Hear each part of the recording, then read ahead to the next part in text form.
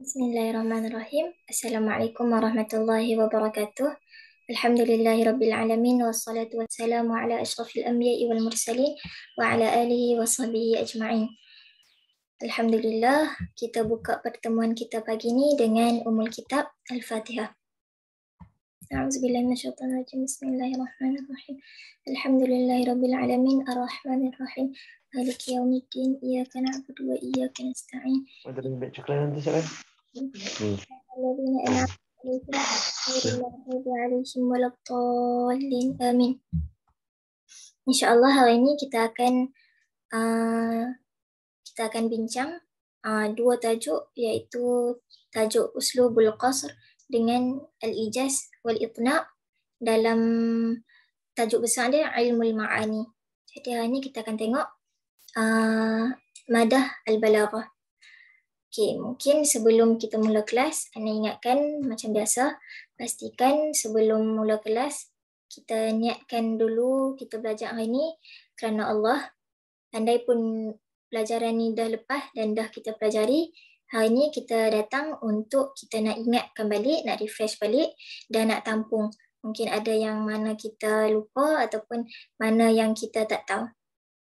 Yang kedua, pastikan kita kosongkan gelas masing-masing. Yang ni Anda pernah bagi tahu masa kelas pertama.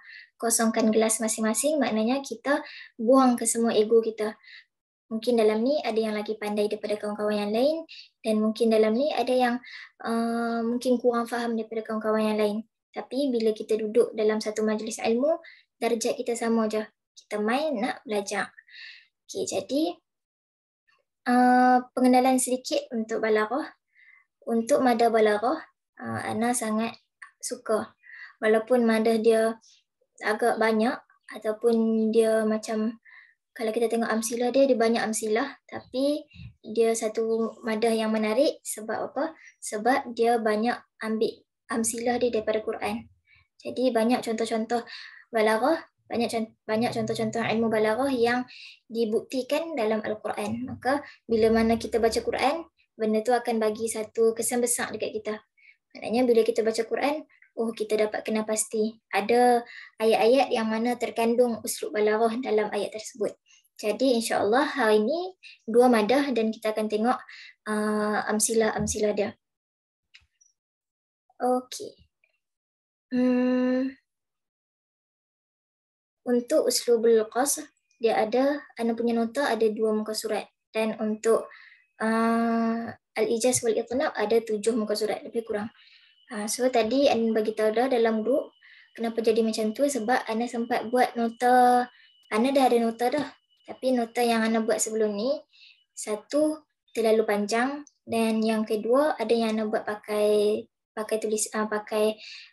pen. Jadi kalau ambil gambar tu dia kurang nampak. Jadi Ana pun buat balik sebelum Ana mula kelas, macam sebelum mula Zoom hari ni, Ana akan buat dulu nota daripada nota pernah Ana buat, Ana renew balik nota tu. Jadi Ana sempat buat nota untuk uslubul qasr.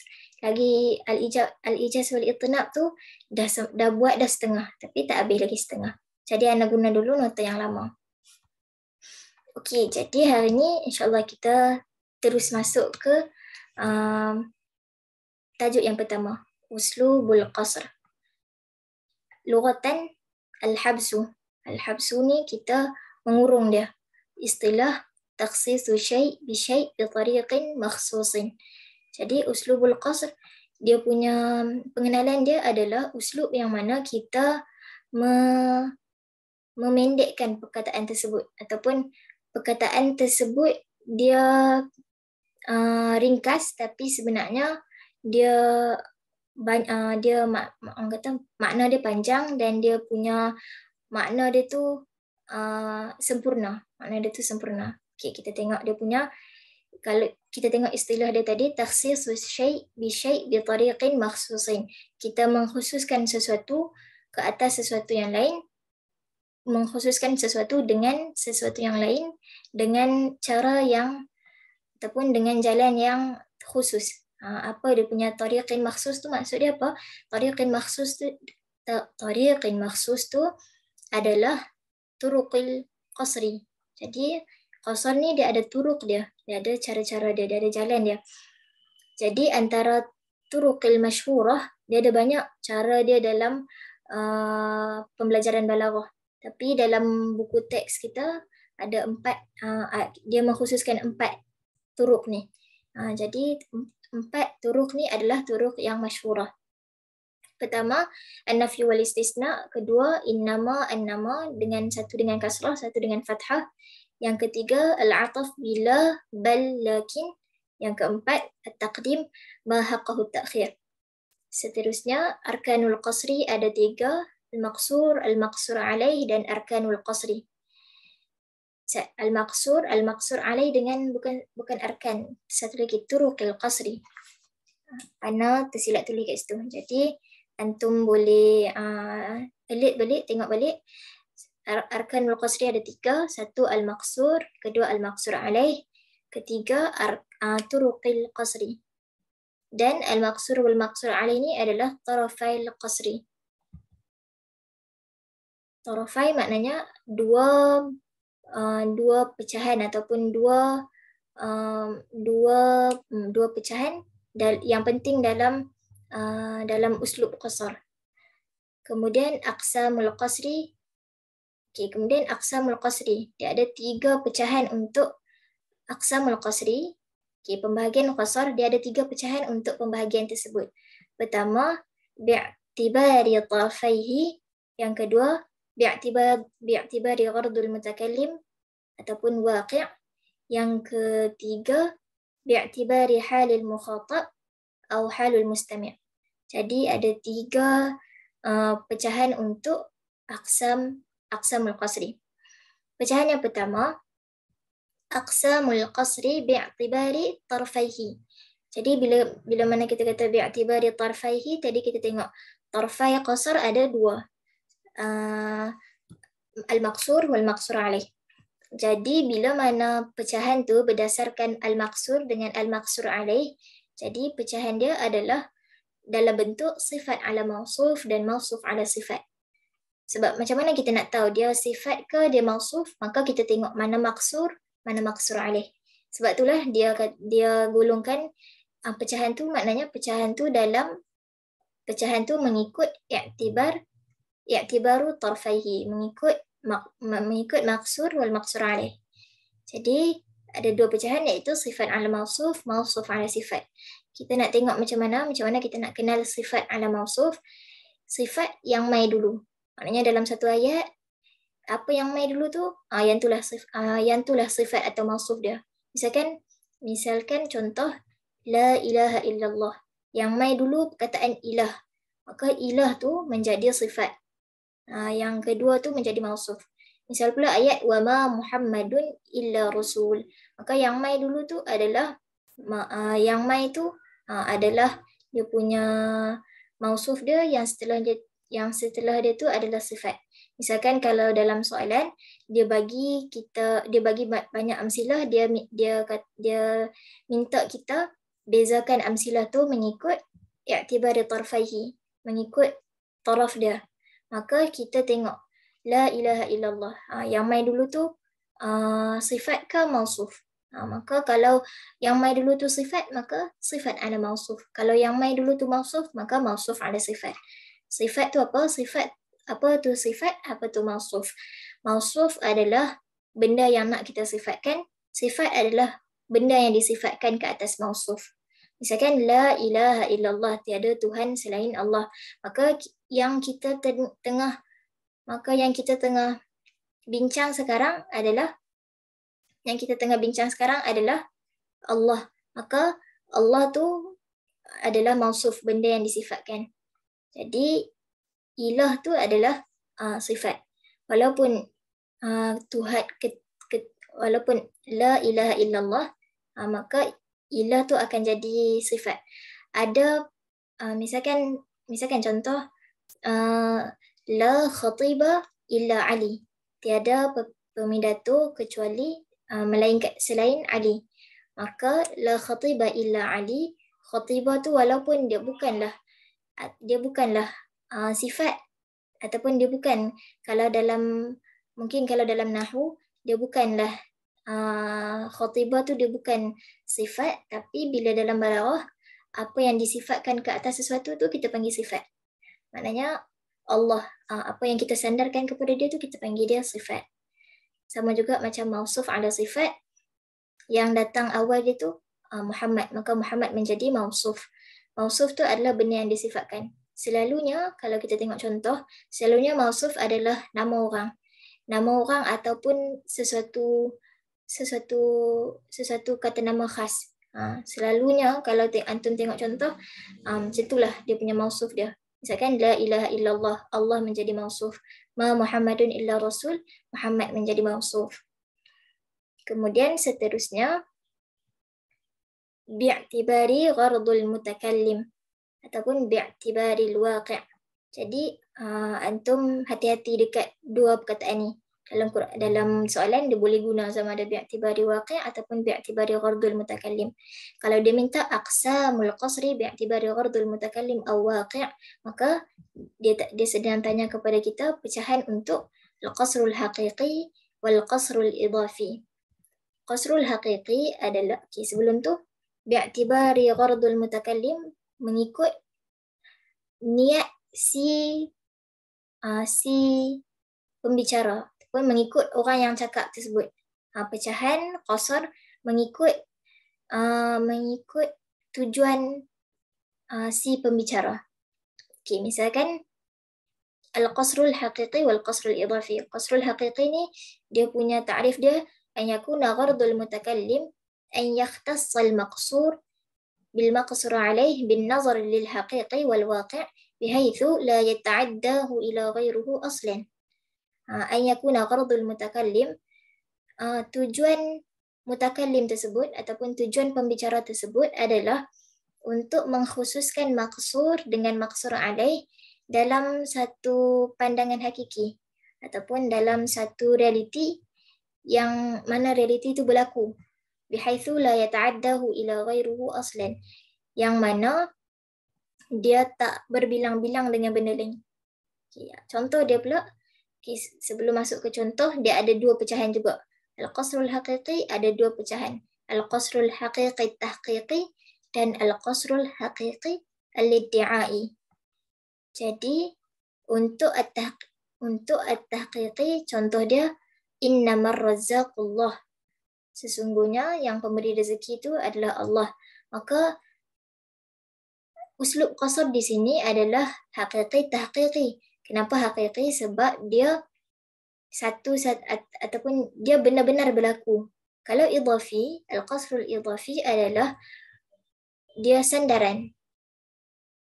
Apa maksud al-qasrul idafi? Al-qasrul idafi adalah qasar yang mana dia menyandarkan ke atas sesuatu.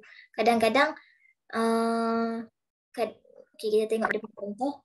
An yakuna ghardul mutakallim an yakhtassa al-maqsur bil maqsur alaih bin nisbah ila syai'in akhar muayyan. Jadi tujuan si pembicara tersebut adalah untuk mengkhususkan maqsur dengan maqsur alaih dengan nisbah sesuatu, dengan nisbah ke atas sesuatu secara terperinci. Jadi apa maksud dia? Maksud dia adalah dia ada nisbah dia, ada sandaran dia ke atas sesuatu. Misalkan wa ma Muhammadun illa rasul. Ayat ni memang betul, wa ma Muhammadun illa rasul. Ayat dia benar. Cuma adakah hanya nabi seorang je yang rasul? Maka jawapan dia salah. Sebab bukan nabi seorang je yang rasul. Kita ada 25 rasul yang wajib kita kenal dalam Quran. Jadi ayat ni dia tak jadi hakiki sebab bukan hanya nabi seorang saja yang jadi rasul. Bukan hakiki dia bukan nabi seorang saja yang jadi rasul. Tapi kita gunakan ayat ni wa ma Muhammadun illa rasul sebab apa? Sebab kita nak menyandarkan Rasul Muhammad tu ke atas rasul. Maka kalau kita tengok al-qasrul haqiqi ni adalah benda yang betul-betul berlaku ataupun benda yang realiti. Misalkan innamar razaqullah, maka tak boleh nafi lagi bahawasanya memang daripada Allah lah, memang Allah lah pemberi rezeki. Maka dia al-qasrul haqiqi tahqiqi. Tapi al-qasrul haqiqi iddi'ai adalah dia benar, dia hakiki tapi dia andaian. Hakiki yang kita andaikan. Misalkan la sayfa illa dzul faqar. Tak ada pedang selain pedang Zulfaqar. Maka kenapa ayat dia macam ni? Sebab terlalu hebat. Maknanya bila ayat macam ni kita tahu bukanlah hanya pedang Zulfaqar saja yang ada dalam dunia ni, tapi terlalu hebatnya pedang Zulfaqar sampai pedang-pedang lain tu seolah-olah tak namakan pedang. Macam tu. Jadi kalau antum baca dalam buku balaghah, dia maksudkan dia macam tu. Pembicara tu nak menyampaikan tujuan bahawasanya bila dia kata la sayfa illa dzul faqar, maka memberi andaian bahawasanya hanya tak ada pedang lain selain pedang Zulfaqar. Ya memanglah ada lagi pedang lain, tetapi kehebatan Zulfaqar tu tak boleh ditandingi oleh pedang lain. Maka dia adalah qasrul hakiki sebab dia memang benar-benar berlaku, cuma kita andaikan dia, cuma dia tergolong dalam iddi'ai, bukan tahqiqi. Itu untuk aqsamul qasri bi'tibari ghardul mutakallim. Bi'tibari ghardul mutakallim adalah mengikut tujuan si pembicara. Maknanya si penyampai ucapan ataupun orang yang nak bercakap tu, apa dia punya hadaf dia, apa dia punya tujuan dia, gharad dia.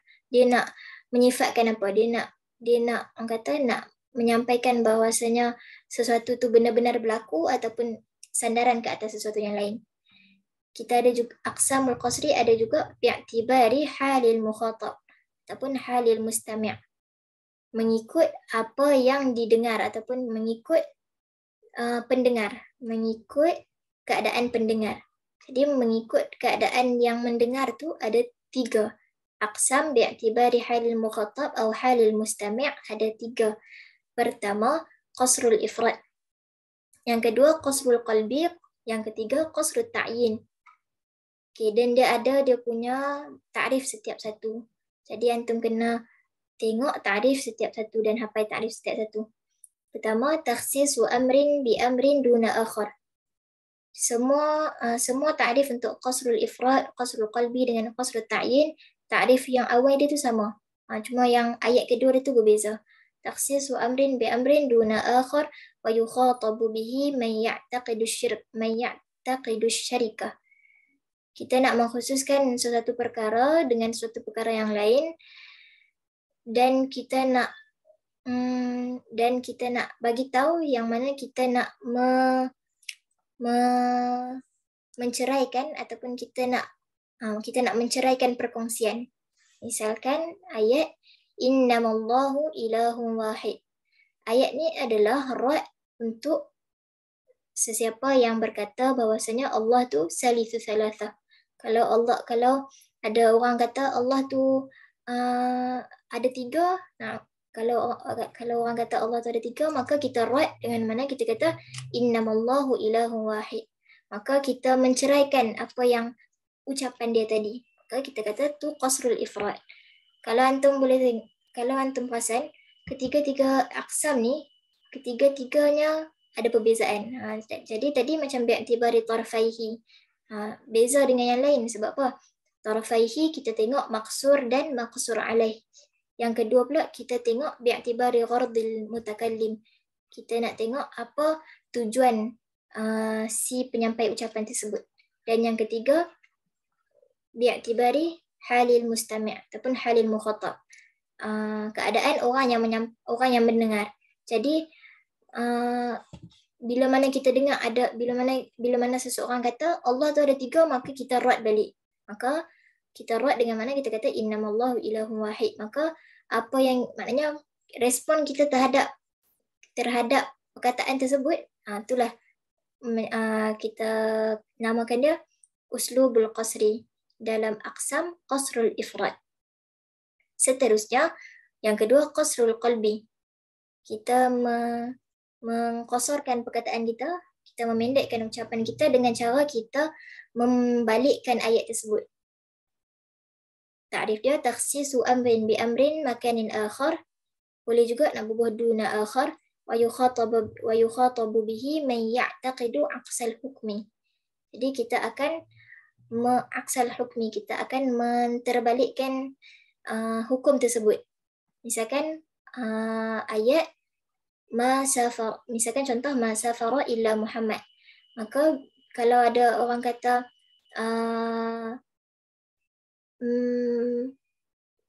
safara, contoh sekejap, contoh dia punya ni dia al-musafir Ali. Misalkan ayat al-musafir Ali, yang pi musafir tu Ali.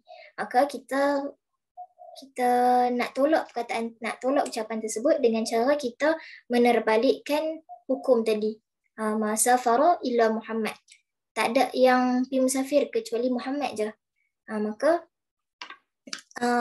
bila mana kita menterbalikkan perkataan tersebut, itulah kita panggil qasrul qalbi. Seterusnya qasrul ta'yin. Kita memendekkan ucapan kita dengan cara kita menentukan ataupun mengkhususkan ucapan tersebut. Misalkan takhsisu, ta'rif dia takhsisu amrin bi amrin duna akhar wa yukhatabu bihi al-mutaraddid baina syai'aini. Kita akan cakap bila mana seseorang tu ragu-ragu dengan dua perkara.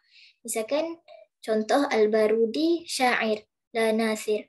Maka ayat ucapan ni adalah kita rad kepada maknanya kita rad ala man taraddada anna ahadul wasafain thabit al-Barudi.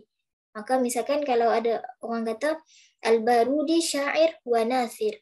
Maka bila mana dia ragu-ragu, Barudi ni syair ke nasir, maka kita pun mentakyinkan ucapan tersebut. Maka kita bagi respon dengan cara kita gunakan qasrut ta'yin. Kita mengqasarkan ucapan kita tu dengan menentukan ucapan tersebut. Maka kita kata al-Barudi syair la nasir.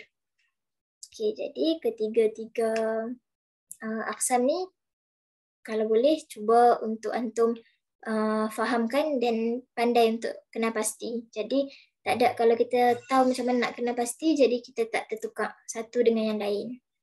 Kalau halil mustami' dia lebih kepada kita nak respon terhadap sesuatu ucapan. Maknanya bila ada satu ucapan, ucapan yang lain tu merespon ucapan tersebut. Sebab apa? Sebab dia halil mustami'. Kita dengar dulu ucapan tersebut. Maknanya ucapan tersebut dibagi setelah mendengar ucapan yang lain. Okey, setakat sini faham ke tak? Kalau faham, boleh tulis dekat kolom chat. Kalau tak faham dan ada soalan, boleh tulis dekat situ juga. Kalau nak buka mic pun silakan. Ana bilang sampai 5. Kalau ada soalan, boleh tanya. 1, 2, 3, 4, 5. Okey. Kalau tak ada, kita teruskan ke mawaqi'ul qasri. Jadi, mawaqi'ul qasri ada 5. Pertama, baina mubtada' wa khabar. Okey, sebelum tu kita pi tulis. Baina mubtada' wa khabar. Misal dia ma Zaidun illa muallim. Ana rasa untuk mawaqi'ul qasri ni dia mudah sebab dia tak susah. Jadi baina mubtada' wa khabar, misal ayat dia ma Zaid illa muallim.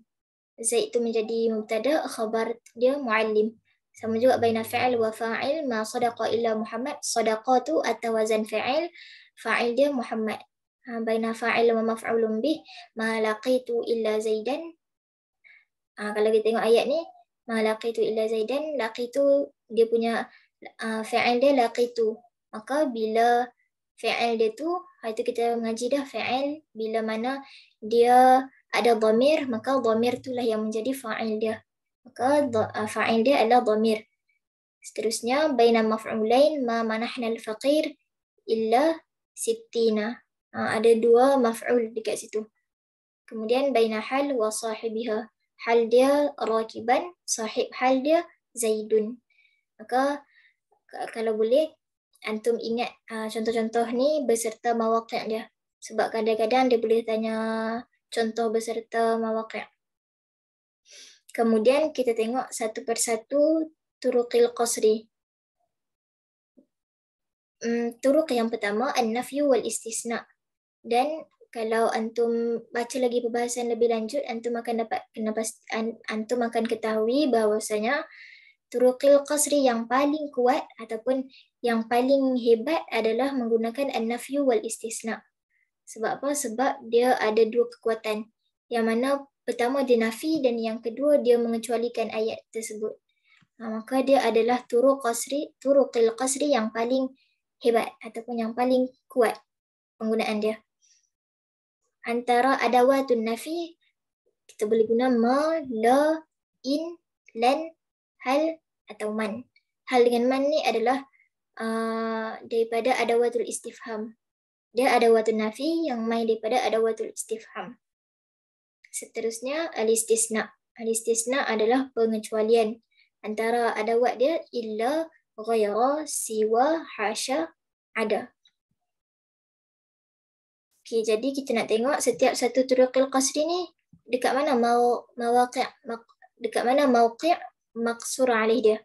Misalkan an-nafi wal istisna, maka dia punya mawqi' maqsur alaih dia lepas ba'da adatul istisna. Selepas adat istisna, sama ada illa, ghaira, siwa, hasya, ada, maka setelah dia tu adalah maqsur alaih.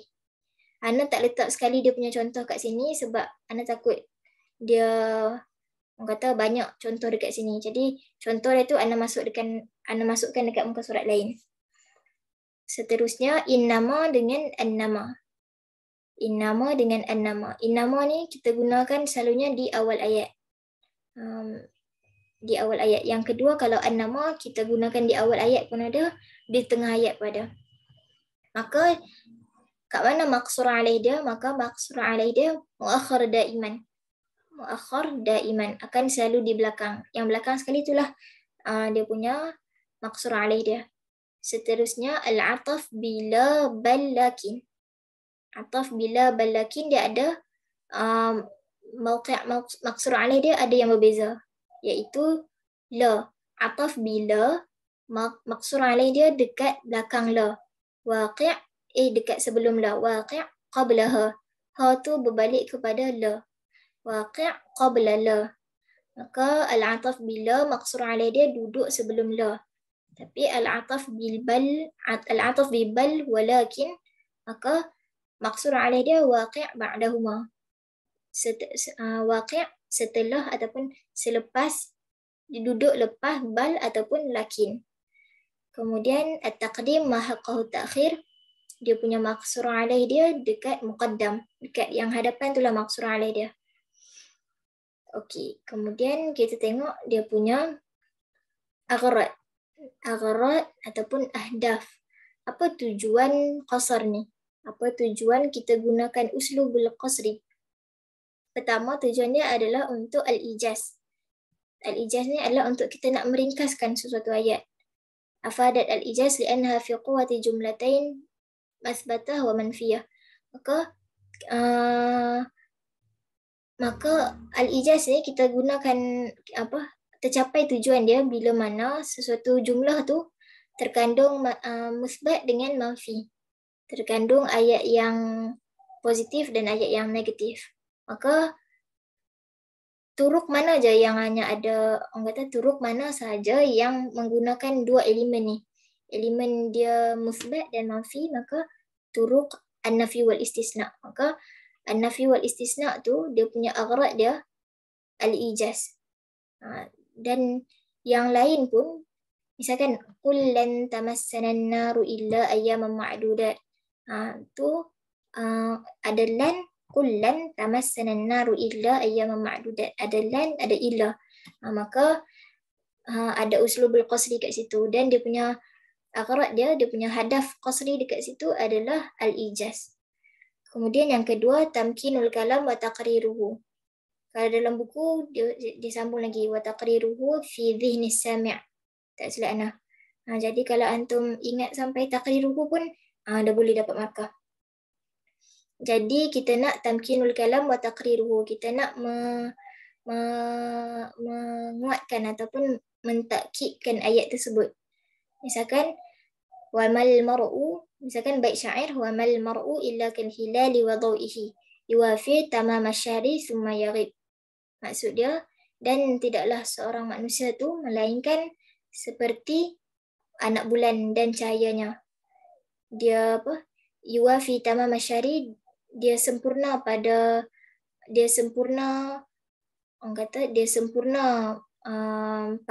tengah bulan dan kemudian dia hilang. Maka ayat ni dia nak menggambarkan tentang kehidupan seorang manusia. Bila mana ada sesuatu peringkat umur yang mana kita kuat ataupun kita peringkat umur yang paling kita kuat, dan akan ada satu masa yang kita melemah dan kita hilang daripada dunia. Maka bukanlah seorang manusia tu daripada awal peringkat dia sama, tapi peringkat dia tu berubah-ubah. Maka nak menerangkan peringkat tersebut, maka kita nak menguatkan ayat kita. Maka nak menguatkan ucapan kita tu, kita menggunakan uslubul qasri. Kemudian yang seterusnya, aghrad yang seterusnya, al-mubalaghah fil ma'na, melampau ataupun melebih-lebih dalam ucapan tersebut. Misalkan contoh daripada bait syair juga, wa mal mar'u illa al-asghani lisanuhu wa mal mar'u illa al-asghani lisanuhu wa ma'qulahu wal jismu khalqun musawwar. Dan tidaklah seorang manusia itu melainkan dua anggota, lisan dia dan akal dia, dan jisim tu dan badan adalah khalqun musawwar, adalah ciptaan yang khalqun musawwar. Musawwar tu wal jisma khalqun musawwar. Musawwar tu maksud dia dan badan adalah jisim yang dibentuk. Maka dekat dalam syair ni dia, kenapa dia ada unsur mubalaghah? Sebab dia hanya dibagi tahu badan manusia ni hanya ada dua je benda, anggota dia, anggota penting dia, iaitu lisan dengan akal dia. Sebab apa dia lebih-lebih dalam, sebab apa dia kata macam tu? Sebab kepentingan lisan dan kepentingan akal. Kepentingan lisan dan kepentingan akal tu, bila mana dia mengangkat kedua-dua kepentingan tu, sedangkan dalam badan kita ada jantung, ada benda lain sekali, tapi dia mementingkan, tapi orang kata penyair hanya mementingkan dua, ataupun nak mengangkat kepentingan dua anggota tersebut. Maka sebab itulah ada unsur al-mubalaghah fil ma'na. Kemudian at-ta'ri', kita nak menzahirkan sesuatu perkara. Contoh ayat dia, qul hal yastawi alladhina ya'lamun wal ladhina la ya'lamun innama yatadhakkaru ulul albab. Kalau at-ta'ri' ni, kalau antum tengok dalam kamus ma'ani, dia punya maksud dia iradatul mutakallim min kalamihi ma'na yafhamuhu as-sami' min ghairi tasrihu bihi. At-ta'ri' ni seolah-olah pembicara ataupun penyampai ataupun pembicara tu nak memaksudkan sesuatu yang benda tu dah diketahui oleh pendengar. Maka contoh ayat ni, adakah sama orang yang tahu dengan orang yang tak tahu? Maka si pendengar tu dah faham dah ayat tersebut, tapi soalan tu ditanya seolah-olah nak menguatkan balik, ataupun si pendengar tu lagi faham apa yang dia beritahu. Jadi dia adalah pertanyaan yang dah diketahui jawapan. Seolah-olah pertanyaan tu bukan menyindir, tapi lebih kurang macam tu. Seolah-olah nak menyindir. Macam contoh ayat ni adalah kejian untuk orang kafir. Maka aghradul qasri ada 4. Dalam buku ada 4. Maka hafal ke-4 tu sebab sangat penting. Seterusnya tu untuk nota ringkas untuk uslubul qasri. Dan dalam nota yang surat pertama ni tak banyak contoh yang Ana masukkan sebab contoh tu Ana masukkan banyak dekat muka surat kedua. Jadi kalau antum tengok contoh dia, Ana satu muka surat full contoh. Contoh ni banyak ada dalam buku teks, jadi Ana keluarkan. Jadi mungkin agak sedikit serabut, tapi semoga membantu. Sebab kita dah cuba untuk, sebab Ustazah Ana kata dalam exam dia hanya akan ambil amsilah daripada buku teks. Maka atas inisiatif tu, Ana cuba bawa keluar semua amsilah daripada buku teks dan kaji balik sesuatu. Jadi kalau antum perasan, Ana hanya tulis je dia punya contoh, tapi Ana tak kelaskan pun mana sifat ala mausuf, mana mausuf ala sifat, mana maksud dia, mana maksud alaih dia. Sebab Ana rasa kalau Ana kelaskan dekat atas ni juga akan jadi lagi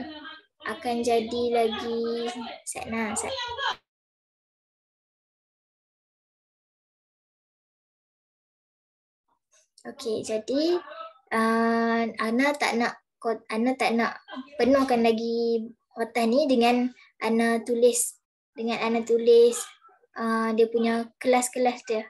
Kalau dekat buku Ana yang lama, Ana buat contoh dia macam ni dan Ana kelaskan mana sifat ala mausuf, mana mausuf ala sifat, mana maksur alaih dan sebagainya.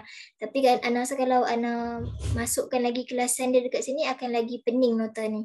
Jadi Ana biarkan dulu macam tu. Seterusnya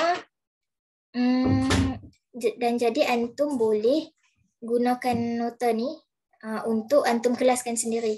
Kalau antum photostat nota ni, antum boleh ambil pensel, lepas tu cuba cari mana maksud dia, mana maksud alaih dia. Kita akan cuba pi satu ataupun dua contoh untuk setiap turuk. Sebab saya kita nak masuk tajuk seterusnya, maka kita tengok satu ataupun dua contoh. Misalkan contoh yang kita ambil contoh yang mudah-mudah. Misalkan contoh yang mudah tapi tak mudah sangat. Yang mudah tapi dia tak mudah sangat. Misalkan contoh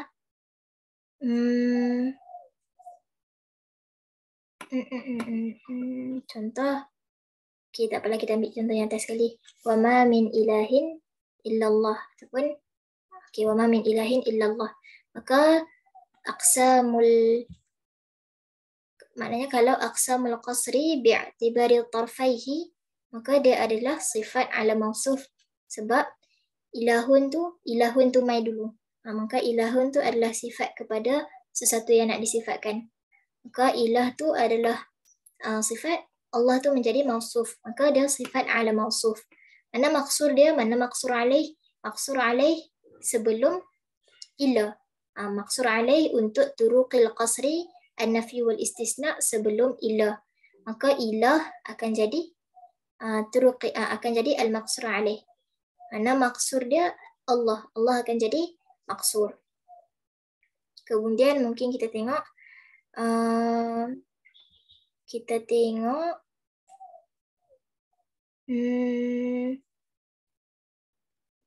in anta illa nadhir. In anta illa nadhir, dia punya apa?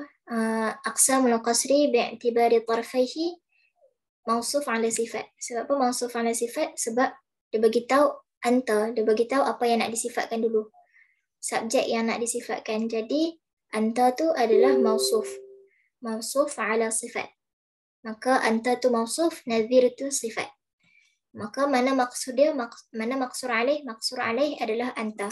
Sebab waqi' qabla atau okey macam ni. Lupa an-nafi wal istisna al-maqsur alaih ba'da adatul istisna. Maka nadhir tu menjadi maqsur alaih. Sama juga yang bagian atas. Wa ma min ilahin illallah. Allah tu akan menjadi maqsur alaih sebab ba'da adatul istisna, selepas adat istisna. Okey, setakat ni faham ke tak faham? Sebab Ana rasa dah macam tadi, macam mana ada kekeliruan sikit. Jadi sekarang antum faham ke tak faham? Kalau faham boleh tulis dekat kolom chat. Kalau tak faham boleh tanya soalan.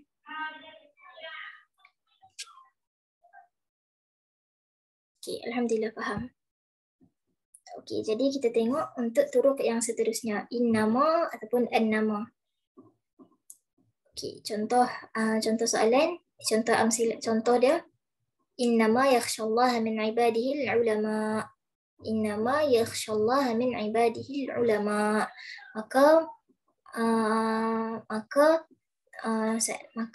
mana maksud dia? Mana maksur alaih? Maksur alaih dia dekat belakang sekali, muakhir daiman. Al-ulama, maka al-ulama tu menjadi maksur alaih. Kemudian mana maksud dia? Maksud dia yakhshallah.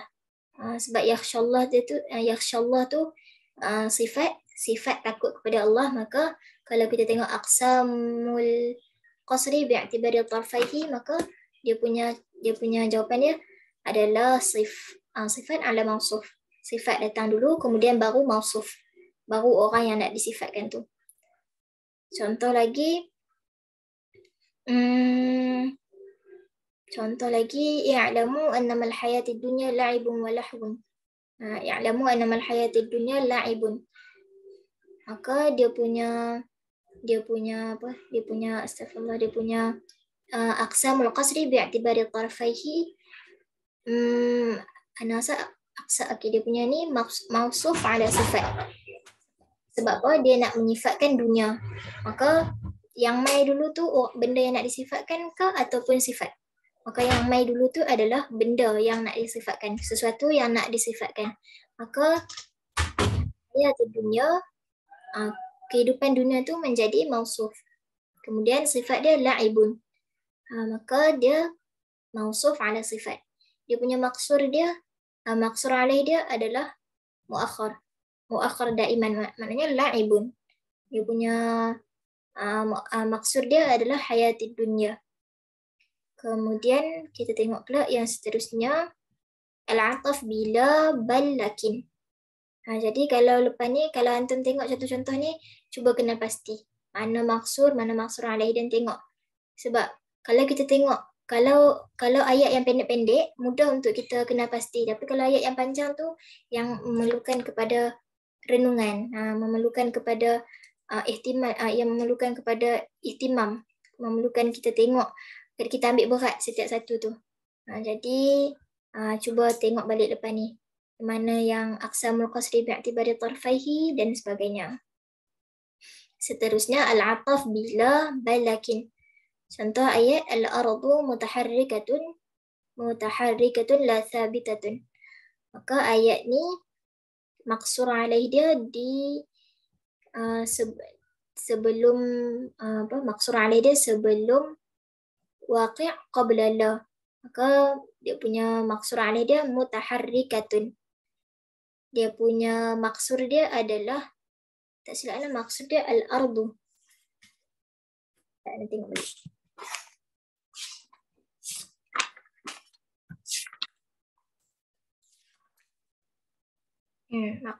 Maksur alaih dia mutaharrikatun, maksud dia al-ardu. Maka kadang-kadang mungkin antum mudah dia ana bagi tahu macam ni. Maksud dengan maksur alaih ni adalah sesuatu yang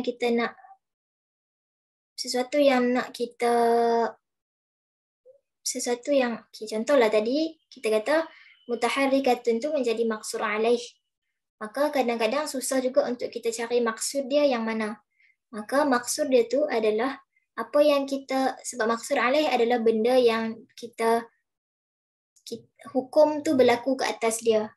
Al-maksud alaih, hukum tu berlaku ke atas dia. Maka apa yang berlaku ke atas mutaharrikatun tu, dia merujuk kepada siapa? Dia sandaran dia kepada al-ardu. Al-ardu, bumi tu dia bergerak. Dia tak statik. Maka apa yang disandarkan kepada kepada mutaharrikatun tu, yang disandarkan kepada dia adalah al-ardu. Maka nak cari maksud dengan maksud alaih tu memerlukan kepada sedikit perenungan. Maka cuba antum belek balik setiap satu contoh, tengok balik mana maksud alaih dia. Sama juga untuk menentukan aqsam pun sama juga. Kemudian kita tengok Malik bin Anas faqih. Kita tengok contoh keempat. Malik bin Anas faqihun mujtahidun la nasirun. Maka mana maka dia aqsamu, kalau dalam aqsamul qasri bi'tibari tarfaihi, dia adalah mausuf ala sifat, sebab dia main nama orang dulu ataupun dia main orang yang nak disifatkan, Malik bin Anas. Kalau maksur alaih dia mujtahidun. Dia waqi' qablaha, waqi' qablala. Maka dia mujtahidun. Dia punya maksud dia Malik bin Anas, orang yang nak dia letakkan hukum tersebut. Hukum tadi mujtahidun, maksud alaih tu mujtahidun. Malik bin Anas akan jadi maksud dia. Kemudian kita tengok al-ataf bibal.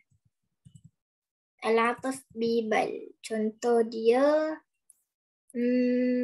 contoh yang ketujuh, la ta'kul dahnan hayawaniyan bal dahnan nabatiyan. Bal dia punya maksud alaih dia waqi' qabla bal. Maka belakang itulah dia punya maksud alaih dia. Dan maksud dia tengok balik mana yang berlawanan dengan dahnan nabatiyan tersebut. Kemudian seterusnya, mal fakhru bin nasab lakin bit taqwa. Lakin, kalau lakin dia kena ada adat nafi. Kalau lakin dia kena ada adat nafi. Jadi syarat lakin kena ada adat nafi. Maka adat nafi dekat sini mal fakhru bin nasab lakin bit taqwa. Maka lakin dia punya maksur alaih dia adalah at-taqwa, sebab duduk selepas lakin. Dan dia punya maksud dia adalah al-fakhru. Maksud dia adalah al-fakhru. Seterusnya, taqdim ma haqqahu ta'khir. Kalau antum tengok dekat pecahan taqdim ma haqqahu ta'khir ni agak padat sikit dekat sini, sebab Ana berusaha untuk mencukupkan semua contoh dalam satu muka surat. Jadi agak sedikit padat. Dia ada 3 keadaan untuk taqdim haqqahu ta'khir. Pertama, kita mentaqdimkan khabar 'ala al-mubtada'. Ayat dia panjang, wa ka'ayyin min qaryatin amlaytu laha wa hiya zalimatun thumma akhadhtuha wa ilayya al-masir. Tapi syahid dia punya bukti dia dekat wa ilayya al-masir. Jadi dalam exam kadang-kadang dia sengaja juga buat main ayat yang panjang. Dia buat main ayat yang panjang, dia nak tengok kita kena pasti tak contoh ni. Maka bila kita tengok ayat tu jangan terus kita hukum mana khabar dia, mana mubtada dia, tapi cari dulu mana syahid dia. Maka kita tengok syahid dia wa ilayyal masir. Maka kita taqdim khabar 'ala al-mubtada'. Khabar dia wa ka'ayyin min qaryatin tu, tapi dia khabar dia wa ilayyal, khabar dia wa ilayya tu. Tapi dia sepatutnya di belakang, tapi dia mentaqdimkan khabar tersebut. Maka khabar tu duduk sebelum mubtada'. Maka sebab itulah wa ilayyal masir. Kemudian sama juga fala tuti'huma ila marji'ukum. Maka ila marji'ukum, ila tu duduk mai depan dulu. Jadi sepatutnya marji'ukum tu duduk depan, tapi ila tu duduk depan dulu. Maka tu syahid dia. Ini ayat yang lain. Wa ka'ayyin min qaryatin tu ayat lain, fala tuti'huma ila marji'ukum tu ayat lain. Kemudian keadaan kedua, taqdimul musnad ilaih al-fi'li. Ini dia bersangkut dengan fa'il. Misalkan an yakun al-musnad ilaih ma'rifah wal musnad fi'lan muthbatan. Ana sa'itu fi hajatika. Maka ana ma'rifah, isim ma'rifah. Seterusnya fa'il itu adalah fa'il musbat. Apa tu fa'il musbat? Fa'il musbat adalah fa'il yang tak ada kata nafi. Maka dia menjadi fa'il musbat. Kalau ada kata nafi, maka kita namakannya fa'il manfi. Kemudian seterusnya an yakuna al-musnad ilaih ma'rifah wal musnad fi'lan manfiyan. Musnad ilaih dia ma'rifah, wallahu ya'lamu wa antum la ta'lamun. Allah tu musnad ilaih ma'rifah, musnad fi'lan manfiyan, dan musnad dia fi'lan manfiyan. La ta'lamun tu fi'il manfi. Seterusnya an yakuna al-musnad ilaih ma'rifah manfiyan wal musnad fi'lan musbatan. Ma ana tu ada, ana tu ma'rifah dan ada manfi juga kat situ, iaitu ada adat nafi ma, kemudian hadal qaul. Dan yang last sekali as-surat as-salithah, keadaan yang ketiga, taqdimul maf'ul 'ala al-'amil. Kita mentaqdimkan maf'ul dulu. Misalkan iyyaka na'budu wa iyyaka nasta'in. Itu masa kita belajar al-fa'il dulu, ada dah pembahasan tentang mentaqdimkan maf'ul dengan fa'il. Boleh ke tak? Ada dah pembahasan dia dekat situ. Maka antara contoh dia adalah iyyaka na'budu wa iyyaka nasta'in. Kemudian wala in muttum aw qutiltum la ila Allahi tuhsyarun. Wa yawmal qiyamati yuradduna ila asyadil 'adzab. Dan ini semua adalah yang muka surat ni adalah contoh untuk turuqil qasri. Contoh berpandukan turuqil qasri. Kalau lepas ni cuba antum perhati balik satu-satu tu. Buat, orang kata macam buat kita punya latihan sendiri. Latihan yang kita bina sendiri. Tu untuk uslubil qasri. Sampai sekarang, faham ke tak faham? Faham ataupun tidak? Kalau faham, boleh bagi tahu dekat tempat biasa. Ana tunggu 5 saat. Faham ataupun tidak? 1, sebelum masuk ke tajuk lain. 1, 2, 3. Musnad tu macam mana? Okay, musnad tu dia ada saya tengok balik contoh tadi.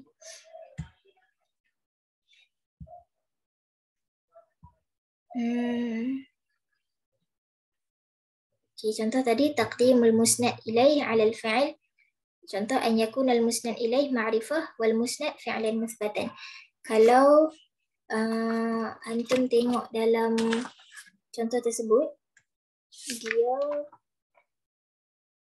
ana ada tulis dia punya okay. Contoh ana sa'aitu. Sebelum tu taqdimul khabar 'ala al-mubtada' ni dia jadi juga taqdimul musnad 'ala al-musnad ilaih. Musnad tu adalah benda yang kita nak. Musnad ataupun musnad ilaih adalah senang kata adalah nama lain untuk mengisi kekosongan tersebut. Maknanya khabar tu adalah musnad, mubtada tu pun mubtada tu musnad ilaih. Benda yang kita letak kat depan dan benda yang kita letak dekat belakang. Jadi musnad tu ana tak pasti dia punya maksud yang tepat dia tu apa dia, musnad dan musnad ilaih, tapi yang ana boleh bagi tahu dia adalah orang kata satu pecahan besar yang mana dalam musnad dan musnad ilaih tu terkandung khabar, terkandung mubtada, fa'il, maf'ulun bih, semua termasuk dekat situ. Jadi musnad dengan musnad ilaih tu adalah bergantung kepada ayat tersebut. Sama ada yang musnad tu adalah khabar ataupun yang musnad tu adalah mubtada. Contoh tadi an yakuna al-musnad ilaih ma'rifah wal musnad fi'lan musbatan.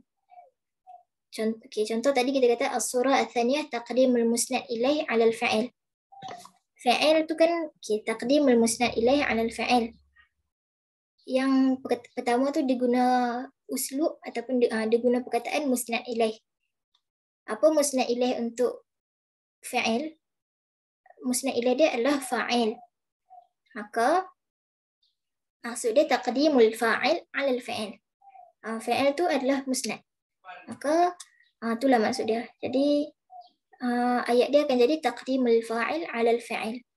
Sama juga macam As-surah salisah tu pun taqdimul maf'ul 'alal 'amil tu pun dia akan jadi macam tu juga, taqdimul musnad ilaih 'alal 'amil. Tapi dia guna maknanya dia boleh guna sama ada kalimat musnad ilaih ataupun musnad, ataupun dia nak guna secara terus ayat tu, dia nak guna khabar, nak guna mubtada, pun boleh. Jadi soalan yang baik, at least kawan-kawan yang lain boleh tahu. Jadi musnad ilaih tu adalah benda yang nak disandarkan kepada sesuatu tersebut. Musnad tu adalah apa yang disandarkan. Wallahu a'lam. Antum cuba confirmkan balik juga dengan ustazah dan ustaz yang dekat sekolah. Cuba tanya musnad tu apa supaya lagi tepat. Apa maksud sebenarnya musnad tu? Okey, mungkin ada soalan lain sebelum masuk tajuk seterusnya. Kita ada lagi 30 minit. Dalam 32 minit macam tu untuk al-ijaz wal itna'. Sana kira sampai 3. Kalau tak ada soalan, akan masuk ke tajuk yang seterusnya. 1, 2, 3. Okey, kalau ada soalan yang tiba-tiba sekali masuk, katalah masuk al-itna', masuk tajuk al-ijaz wal itna', baru teringat nak tanya soalan, boleh tanya dalam grup. Nak tanya masa sekarang pun boleh. Jadi sekarang kita nak masuk dulu tajuk al-ijaz wal itna'. Al-ijaz wal itna' adalah tajuk yang agak banyak dan contoh dia pun banyak juga. Jadi kita tengok pelan-pelan. Untuk takrif dia, al-ijaz ni dia lebih kurang macam kalau antum tengok uslub dia lebih kurang macam uslubul qasri. Tapi dia tak ada turuk. Dia tak ada turuk. Kalau macam tadi dia ada turuk, dia ada pembinaan dia. An-nafyu wal istisna macam ni, dia ada innama, annama. Tapi kalau ijaz dia, ayat tersebut dia tak ada pembinaan. Dia tak ada turuk dia, tapi ayat tersebut ringkas. Tapi sebenarnya ayat tersebut makna dia panjang ataupun makna dia tu banyak. Makna dia tu banyak tapi dia meringkaskan ayat tersebut. Tapi tak ada pembinaan. Tak ada turuk dia. Maka lughatan dia ikhtisarul kalam wa taqlilu alfazihi. Kita nak meringkaskan ucapan tersebut dan memendekkan lafaz tersebut. Istilah dia ardul ma'anil katsirah fi alfazin qalilah ma'al ibana wal ifsah wa fa'iha bil ma'nal murad. Jadi maksud dia untuk kefahaman dia adalah makna dia tu banyak, makna dia tu katsirah, tapi lafaz dia tu sikit. Alfazi qalilah. Kemudian dia ada dua jenis anwa'ul ijaz, anwa' ijazul qisar dengan ijazul hadfi. Dan dua-dua ada ta'rif yang berbeza. Untuk ijazul qisar, an tu'addil ma'anil katsirah bi'ibarati qasirah min ghairi hazfin. Dia punya syahid dia kat situ ataupun dia punya benda penting dia kat situ min ghairi hadfin. Kalau ijazul hazaf, kita meringkaskan sesuatu dengan cara kita menghazafkan sesuatu yang lain. Huwa 'ardul ma'anil katsirah fi ibarah qalilah bihazfi syai'in. Kita hazaf sesuatu yang lain min tarkibiha, dalam tarkib tersebut. Ma'a 'adamil ikhlal bitilkal ma'ani, tanpa mencacatkan makna ucapan tersebut. Maka qisar kita tak hazaf apa-apa. Kita hanya memendekkan ucapan tersebut, tapi ucapan tersebut sampai makna dia. Tapi ijaz hazaf kita memendekkan ucapan tersebut dengan cara kita menghazafkan sesuatu, tapi hazaf tersebut pun tidak mencacatkan makna ucapan tersebut. Kemudian kat mana tempat-tempat selalunya berlaku ijaz qisar? Tempat-tempat yang selalu berlaku, pertama hikam, dekat kata-kata hikmah. Kedua amsal, dekat contoh-contoh. Ketiga wasaya, dekat wasiat. Yang keempat dekat nasaih. Yang kelima al-ajwibah dan keenam at-tawqi'at. Tawqi'at tu anda tak pasti apa dia. Antum cuba cari balik maksud dia apa. Kemudian tu untuk ijaz qisar. Lagi kita tengok contoh-contoh dia. Sekarang kita tengok dulu ijaz hazaf. Ijaz hazaf kita kata dia adalah memendekkan ucapan dengan cara kita menghazafkan sesuatu tanpa ada kecacatan makna. Apa yang dimaksudkan dengan kecacatan? Mal ikhlal huwa at-ta'biru 'anil ma'na bi kalamin qasir la yufidu bi ada'il gharadil murad. Kefahaman dia adalah, maksud dia adalah, cacat ni adalah kita menghazafkan sesuatu tapi sebenarnya hazaf tu tak mendatangkan apa-apa faedah pun. Kalau ijazul hazfi dia menghazafkan tapi ada faedah.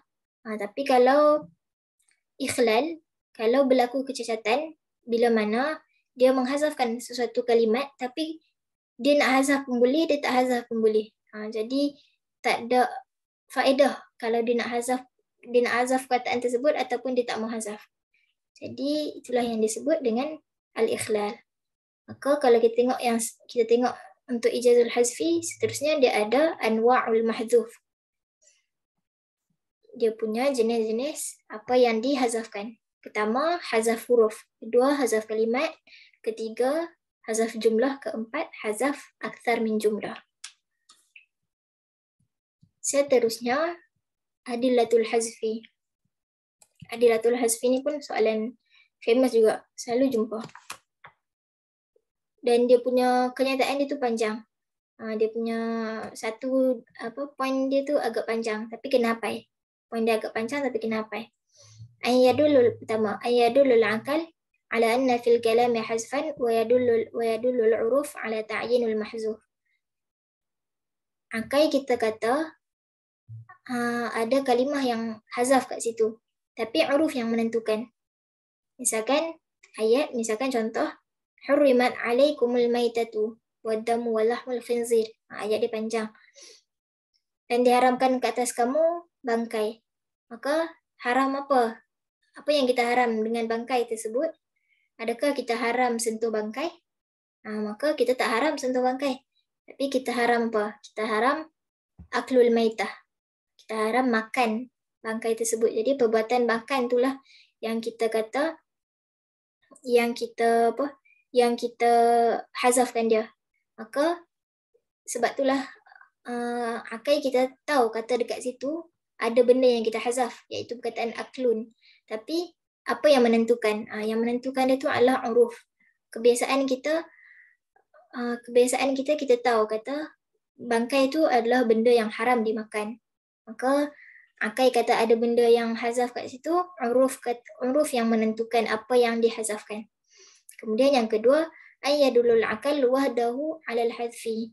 Akal je yang kata, akal sahaja yang menunjukkan kata dekat situ ada hazaf. Misalkan was'alil qaryah. Misalkan ayat tanyalah kampung tersebut. Maka yang kita faham daripada ayat ni adalah was'al ahlil qaryah. Sama juga kalau kita kata tanyalah sekolah. Tanyalah sekolah, kita tak tanya dekat bangunan, tapi kita tanya dekat ahli yang ada dekat sekolah tu ataupun pihak yang ada dekat sekolah tu. Sama juga wajah rabbuka wal malaku saffan saffa. Rabbuka tu kita tahu ada benda yang dihazafkan kat situ, dan yang dihazafkan kat situ adalah amrun. Maka tadi yang pertama, ayyadulul akal ala anna fil kalami hazfan wa yadulul uruf ala ta'yinul mahzuf. Yang kedua, ayyadulul akal wahdahu ala al-hazfi. Kemudian yang ketiga, ayyadulul akal ala al-hazfi wa yadullu syuru' fil fi'li ala al-mahzuf.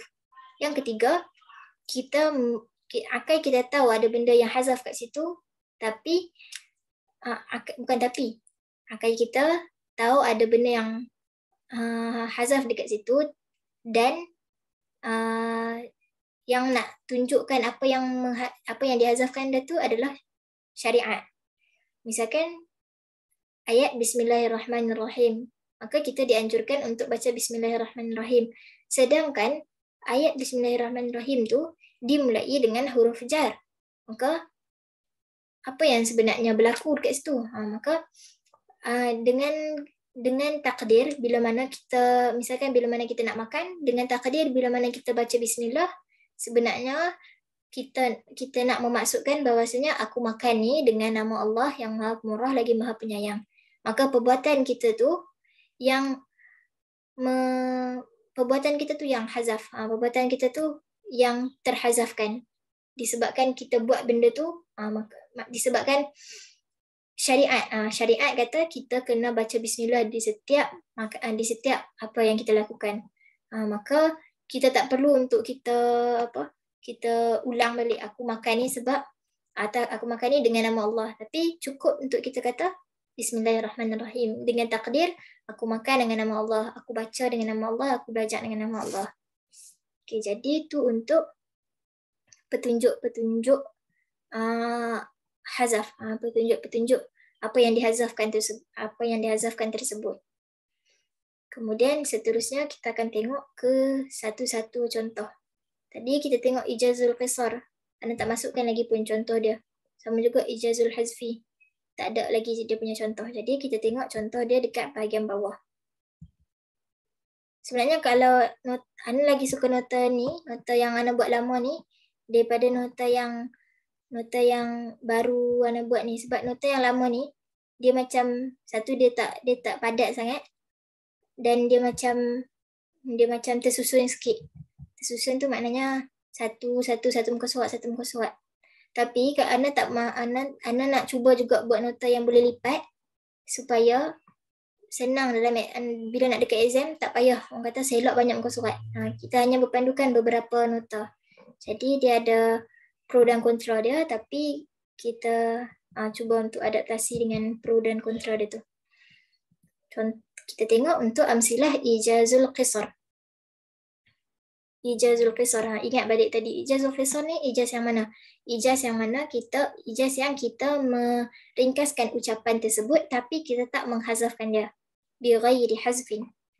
Maka contoh ayat walakum fil qisasi hayatun. Dan kalau antum tengok contoh-contoh yang lain, contoh dia semua pendek-pendek.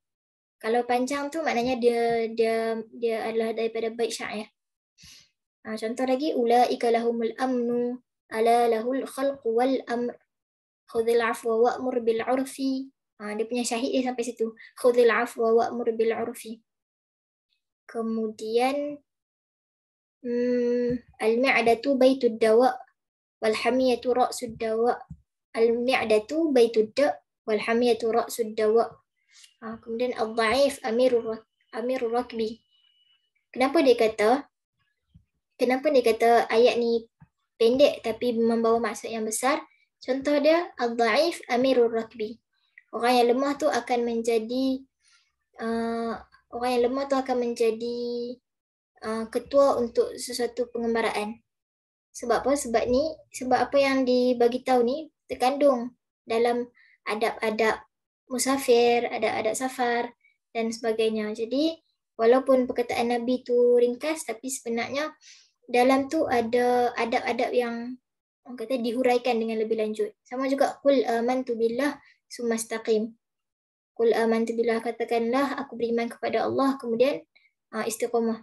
Adakah kita hanya berkata iman kepada Allah saja?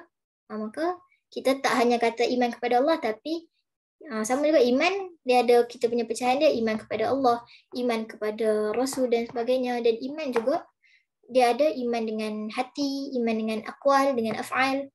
Maka tak sebatas ucapan tersebut saja, tapi sebenarnya dia ada maksud dia yang besar di sebalik ayat tersebut. Maka itulah ijaz qisar. Seterusnya ijazul hazfi.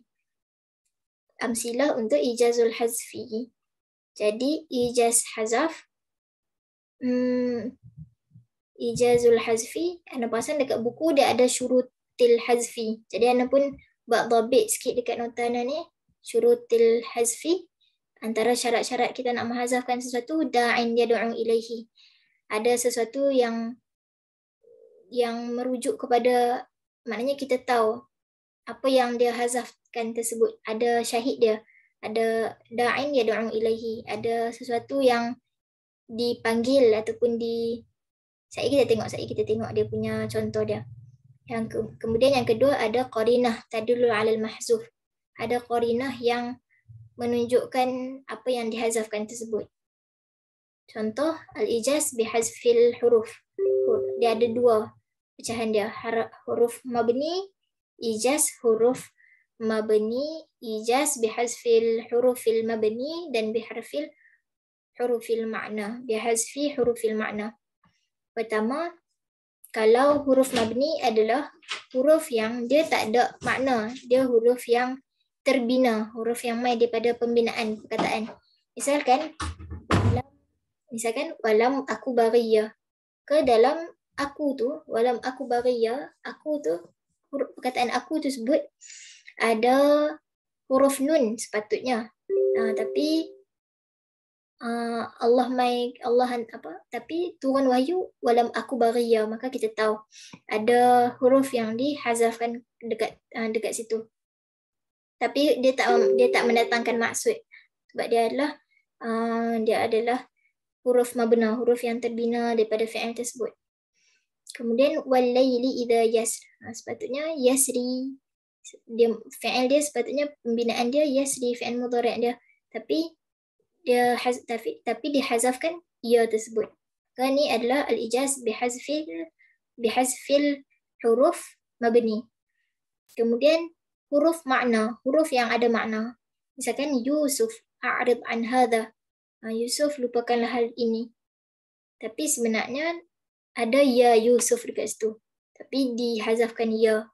Ya tu ada maksud ya tu. Makna dia wahai. Tapi dalam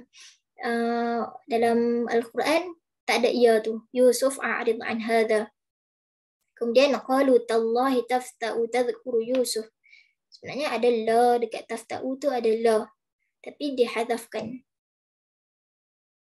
Kemudian pecahan yang kedua, al-ijaz bihadfi kalimah. Bihadfi kalimah, dia boleh hazaf mufrad, dia boleh hazaf dalam bentuk jumlah. Kalau dia hazaf mufrad, maka antara jenis dia mubtada, khabar, maf'ul, mausuf, sifat, mudhaf, mudhafun ilaih. Kalau dia hazaf jumlah, kalau dia hazaf jumlah, ada pecahan dia. Contoh dia jumlah wa jawabul qasam, jumlah wa jawabul syarat. Maka kita tengok satu-satu. Hazaf mubtada.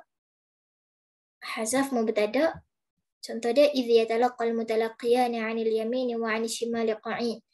Dekat 'anil yamin tu sepatutnya ada qa'id, lagi satu qa'id. Tapi dihazafkan mubtada tersebut, maka tak ada qa'id dekat selepas yamin tersebut. Kemudian fasakkat wajhaha wa qalat ajuzun aqim. Misal ni lagi mudah daripada misal yang atas ni. Jadi antum hafal yang misal ni. Fasakkat wajhaha wa qalat ajuzun aqim. Maka ayat ni cerita pasal isteri Nabi Ibrahim, yang mana bila mana dia dapat khabar gembira kata bahawasanya dia dikurniakan anak, maka beliau menampar wajah dia. Dan dia kata waqalat ajuzun aqim, dan dia kata aku ni lemah dan aku ni tak boleh mengandung. Maka yang dihazafkan kat situ adalah perkataan ana, waqalat ana ajuzun aqim. Ana tu dihazafkan. Maka ana hadirkan banyak contoh dekat sini supaya antum familiar dengan contoh-contoh tersebut. Tapi untuk hafalan boleh hafal satu contoh untuk setiap kategori. Tapi cuba untuk antum familiarkan yang ni, misalkan familiarkan contoh ni dengan apa kategori dia dan apa yang dihazafkan kat situ. Kadang-kadang dia tanya apa yang dihazafkan. Kemudian contoh lagi hazaf khabar. Ukuluha daimun wa zilluha. Sepatutnya ada ukuluha daimun wa zilluha daimun. Tapi daimun tu dihazafkan. Kemudian wallahu yad'u ila daris salam. Allah menyeru siapa? Menyeru kullan nas. Maka maf'ul dekat situ dihazafkan. Kemudian hazaf mausuf. Hazaf mausuf apa yang disifatkan kan? Okey, jadi fihinna qasiratut. Okey, kita tengok yang ni mudah lagi.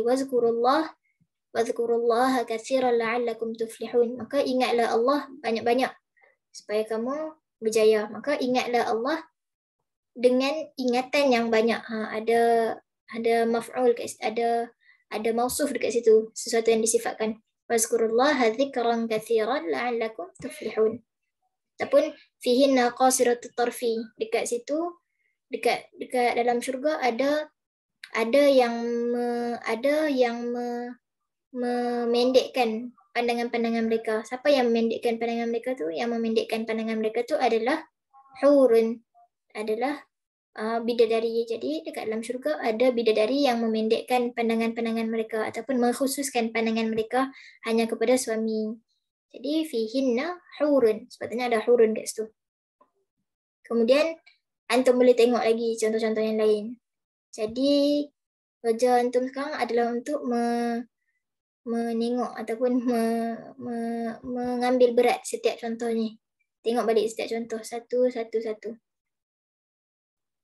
Kemudian kita tengok kalau tadi hazaf kalimah, maka yang dihazafkan tu satu kalimah aja, satu.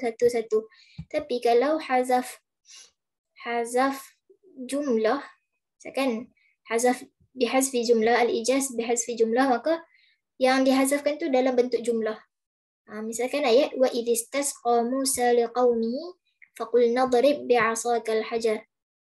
Lepas tu wa idistasqa Musa liqaumihi faqul nadrib bi'asakal hajar. Lepas tu ayat dia akan terus sambung fanfajarat min husnata 'ashrata 'aina. Tapi apa yang dihazafkan dekat situ? Allah kata faqul nadrib bi'asakal hajar. Allah perintahkan dekat Nabi Musa untuk pukul laut tu supaya terbelah. Kemudian sambungan ayat dia fanfajarat min husnata 'ashrata 'aina. Kemudian sambungan cerita dia tu maka terbelahlah lautan tersebut. Tapi ada ayat yang sebenarnya dihazafkan, iaitu fadarabal Musa al-hajar. Maka yang dia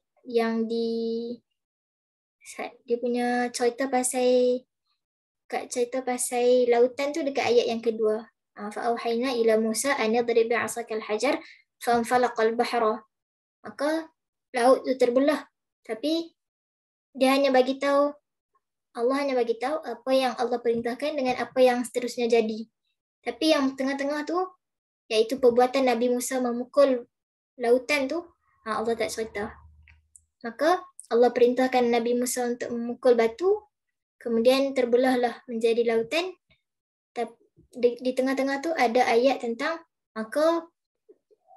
maka Musa memukul lautan tersebut. Maka lepas Nabi Musa melakukan perbuatan tersebut, barulah lautan tu terbelah. Jadi ada jumlah yang dihazafkan kat situ. Kemudian kalau hazaf aksaru min jumlah lagi banyak jumlah yang dihazafkan. Kalau tadi satu jumlah je, yang ni ada dua atau lebih. Jadi misalkan wala yantaliqu lisani fa arsil ila Harun. Ayat tentang Nabi Musa dengan Nabi Harun. Bila mana Nabi Musa minta utuslah Harun kepada Fir'aun, maka ada sambungan dia. Wala yantaliqu lisani fa arsil ila Harun. Fa arsil ila Harun. Kemudian ada sambungan dia. Tapi Nabi Musa suruh Allah utuskan Harun, tapi bukan utuskan dia tu saja-saja utuskan, tapi waj'alhu nabiyyan, jadikan dia nabi, warzuqni bihi, dan berikan rezeki kepada dia, washdud bihi 'uddi, dan kuatkan tentera dia. Maka ada jumlah yang dihazafkan dekat situ. Maka hati-hati, at least hafal satu contoh yang mudah untuk anda ingat. Sebab kadang-kadang dia boleh tanya, tapi jarang untuk dia minta kita tanya, jarang dia tanya al-ijaz bihazfi akthar min jumlah, tapi kita standby at least satu contoh. Kemudian tu untuk al-ijaz. Al-ijaz adalah kita meringkaskan ucapan, sedangkan makna dia tu panjang. Kalau al-itna' ni kita memanjangkan ucapan tersebut, ataupun dia maksud dia al-itna' ni meleret-leret, ucapan yang meleret-leret. Lughatan al-italah wal-ikthar, panjang dan banyak. Istilah dia huwa 'ardul ma'ani fi ibarah zaidah bihaitsu tahaqquq ziyadah faidah. Kenapa boleh ada ucapan yang meleret-leret? Sebab ucapan tu sebenarnya berleret-leret sebab dia ada tambahan, dia ada zaidah, dia ada benda yang ditambahkan dalam ucapan tersebut. Tapi zaidah dia tu adalah zaidah faidah. Ziyadah dia tu adalah ziyadah faidah, ziyadah yang tambahan itu tambahan yang memberi faedah. Kalau dia tak bagi faedah, fa'id lam tahaqquqi ziyadah faedah, kalau dia tak ada ziyadah, kalau dia tak ada faedah dekat ziyadah tu, lam yakun al-kalamu itnaban, maka tak jadilah perkataan ucapan tersebut itnab, bal yakunu hashwan atau tatwilan, maka dia jadi hasyu ataupun tatwil. Kal hasyu atau tatwil adalah dia punya ta'rif dia. Al-hasyu an yakuna zaid muta'ayyinan, at-tatwil an yakuna zaid ghairu muta'ayyin. Dan kat bawah tu ada contoh dia, contoh daripada syair. Maka yang ni dia jarang tanya dalam exam, dia selalu tanya ta'rif dia, ta'rif sahaja, tapi ambillah sebagai pengetahuan. Maknanya bila dia tak ada ziyadah faedah, maka dia akan jadi hasyu dan tatwil. Kemudian kita tengok anwa' dia, anwa'ul itnab. Anwa'ul itnab ni pun banyak. Macam mana bagi kita tadi, al-ijaz wal itnab, tajuk dia banyak pecahan. Tapi tak susah. Tajuk dia mudah je. Cuma perlukan kita ambil masa untuk kita tengok setiap satu contoh supaya kita faham. Penting untuk antum, kalau tak hafal contoh pun tak apa, penting untuk antum kenal pasti setiap contoh. Sebab apa? Sebab dalam exam dia banyak minta kita kelaskan contoh.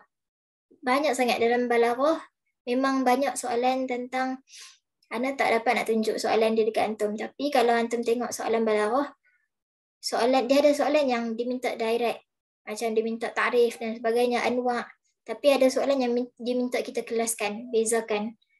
Yang kelaskan bezakan itulah memerlukan kita untuk perhati contoh-contoh tersebut. Kalau sebelum kelas ataupun kalau dalam kelas kita tak pernah perhati, dalam exam baru kita nak perhati dia punya contoh-contoh, maka mungkin berlaku kesilapan. Tapi kalau dalam kelas daripada sekarang kita perhati contoh tu, kita tengok mana dia punya syahid untuk setiap contoh tu, maka dalam exam kita okey, kita familiar. Ni contoh untuk al-ijaz, ni contoh untuk al-itnab. Maka mudah kita bila dalam exam tu. Okey, kemudian kita tengok anwa'ul itnab. Anwa'ul itnab ni dekat belakang Ana dah letak dah dia punya aghrad dia. Jadi misalkan at-takrir. Maka kita dia ada agradut takrir. Apa dia punya tujuan kita mengulang-ulang ucapan tersebut. Maka ada dia punya tujuan dia, antaranya ta'kidul rad'i wal inzar, istimaratil mukhatab ila talaqqil kalam bil qabul, at-tanwih bi sya'nil mukarrar, qasdul isti'ab, izharut tahassur. Lagi kita tengok setiap contoh dia. Kemudian zikrul khas ba'dal 'am. Zikrul 'am ba'dal khas, al-idah ba'dal ibham. Apa dia punya aghrad dia? Ditaqriril ma'na fi dhihni sami' bi dhikrihi marratain. Okey, sambil tu kita tengok dia punya contoh dia. Jadi yang warna hitam ni adalah anwa' dia, warna biru tu adalah aghrad dia. Kenapa at-takrir? Kenapa diulang-ulang ucapan tersebut? Kenapa al-idah ba'dal ibham? Kenapa at-tawsyi'? Jadi dia punya aghrad dia belakang tu. Jadi antum boleh perhati tengok. Sebab kadang-kadang dalam exam dia tanya aghrad. Sebab aghrad, kalau antum tengok untuk anwa'ul itnab, kalau antum tengok buku teks, aghrad dia tu duduk dalam, aghrad dia tu contohlah macam al-idah ba'dal ibham li taqriril ma'na fi dhihni sami'. Aghrad dia tu duduk dalam perenggan yang dia bagi tahu. Perenggan yang dia terangkan tentang al-idah ba'dal ibham. Kadang-kadang muncul soalan, apa aghrad untuk al-idah ba'dal ibham? Dalam buku, aghrad yang dia jelaskan ataupun dia terangkan dengan jelas adalah agradut takrir.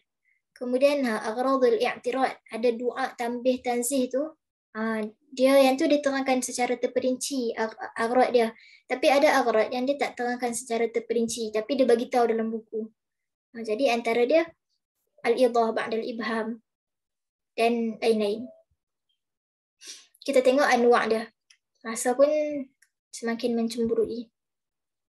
Kemudian kita tengok anwa'ul itnab wa aghraduhu. Ana dah, kalau anda tengok, ana dah letak anwa' dia.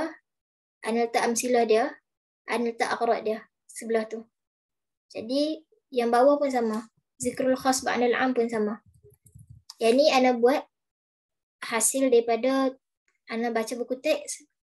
Dia kan contoh dia bagi contoh kan, lepas tu dia ada huraian. Dekat huraian tu ada dia punya aghrad dia. Tapi kadang-kadang tak dimasukkan dalam buku rujukan. Jadi ana tengok dekat buku rujukan yang Ustaz Farid tu pun tak ada aghrad dia tu. Tapi kadang-kadang dalam soalan dia tanya aghrad. Jadi ana pun bawa keluar siap-siap. Aghrad dia tu dalam satu pengkelasan. Sebab itulah ana kata untuk nota al-ijaz wal itnab ni susah untuk ana buat nota yang dia boleh lipat. Sebab apa? Sebab tengok. Kalau nota hak tak lipat pun penuh satu muka surat. Sebab dia macam dikena terangkan contoh dengan dikena terangkan ada huraian dia sikit. Jadi buat masa sekarang mungkin antum tengok dulu nota ni. Kalau ana rasa macam mampu buat nota yang boleh lipat untuk tajuk ni, ana cuba. Kalau ana rasa macam susah, antum cuba berpandukan dulu nota yang 7 muka surat ni. Okey, kita tengok at-takrir. Amsilah yang pertama, kalla sawfa ta'lamun, thumma kalla sawfa ta'lamun. Maka kenapa diulang balik summa kalla sawfa ta'lamun tu? Untuk ta'kid rad'i wal inzar. Untuk kita nak menguatkan larangan tersebut. Kemudian ada lagi, ya qaumi la as'alukum alayhi ajra. Pasal lagi sambungan, wa ya qaumi astaghfiru rabbakum summa tubu ilaih. Jadi dua ayat ni, dua-dua dia ayat Quran yang panjang. Dia ada ayat Quran yang ada 2 ayat Quran, tapi di kedua-dua tu dimulai dengan ya qaumi. Kenapa dimulai dengan ya qaumi? Istimalatul mukhatab ila talaqil kalam bil qabul wa takrir wa tikrar ma yanfi tuhmah 'anil nas. Jadi kita nak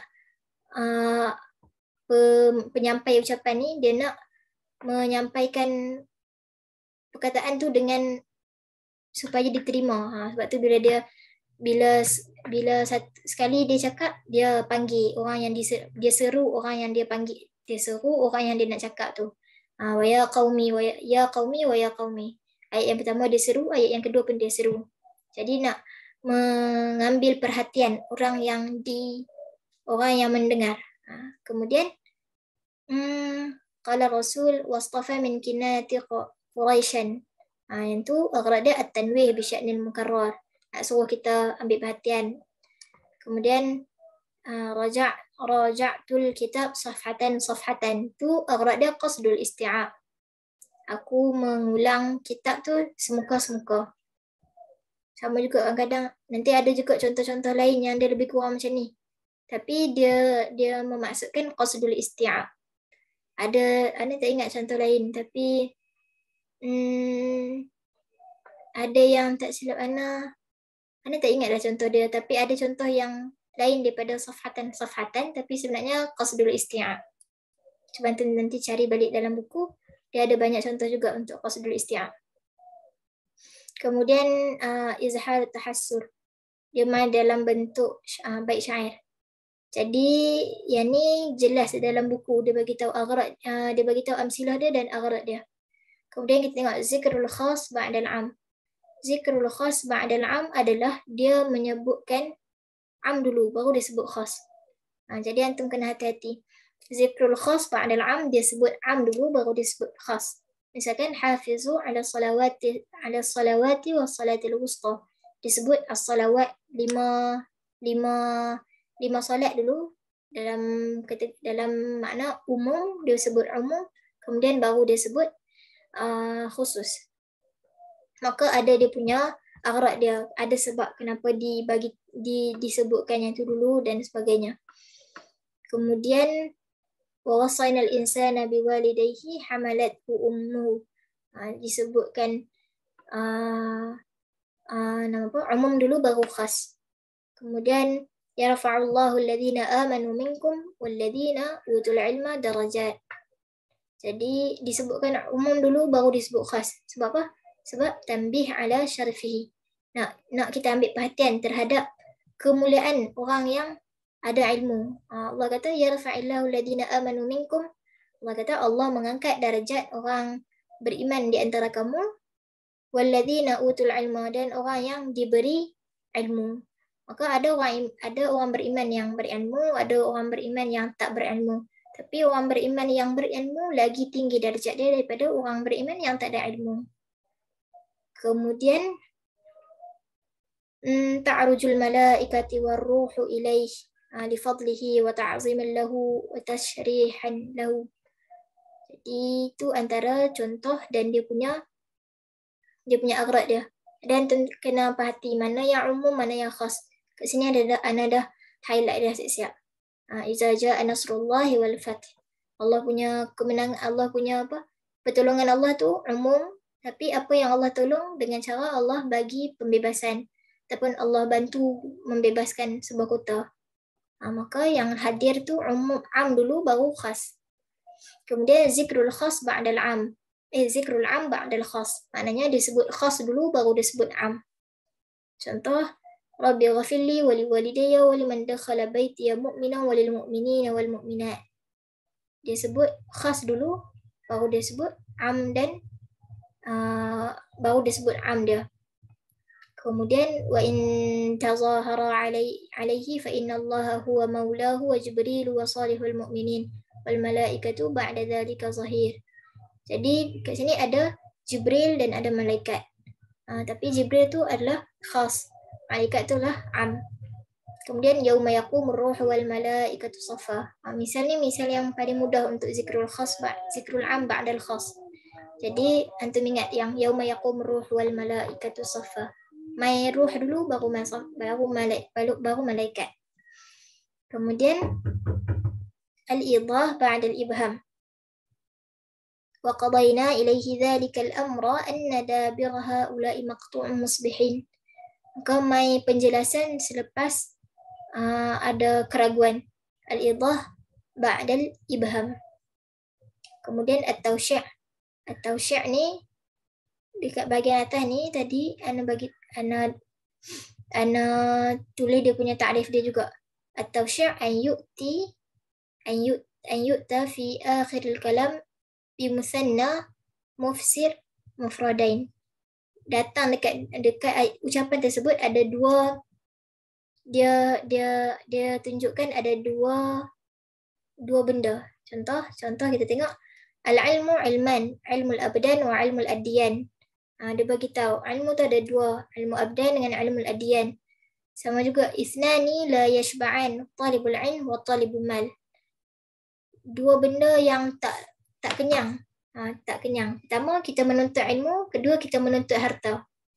Mencari ilmu dan mencari harta. Maka dia atau syair ni dia bagi tahu dulu ada kalimat tu yang merangkumi dua benda. Dan setelah tu baru dia bagi tahu apa dua benda tersebut. Seterusnya al-i'tirad.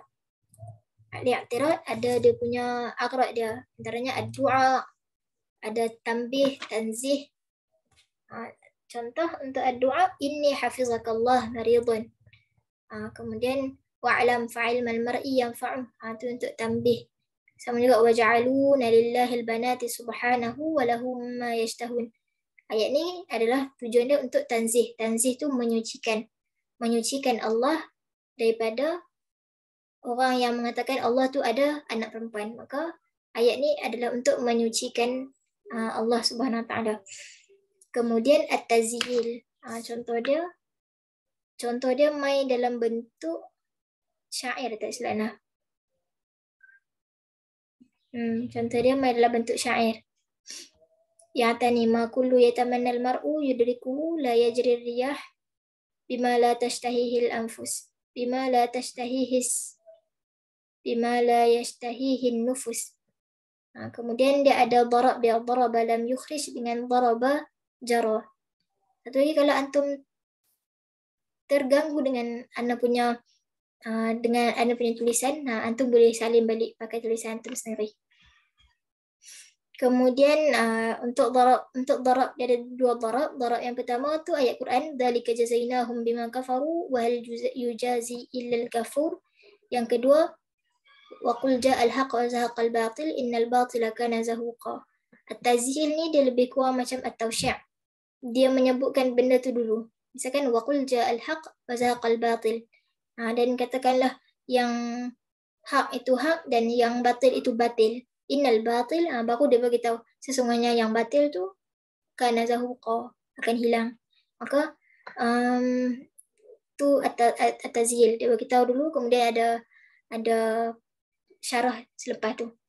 Kemudian al-ihtiras atau takmil. Al-ihtiras atau takmil. Fasaqadiyaruka ghayra mufsidiha. Ini bukan ayat Quran. Anda tahu sini ayat Quran ke tak? Tapi yang kedua tu ayat Quran. Wa adkhil yadaka fi jaybika takhruj bayda'a min ghairi su' tu yang tu ayat Quran.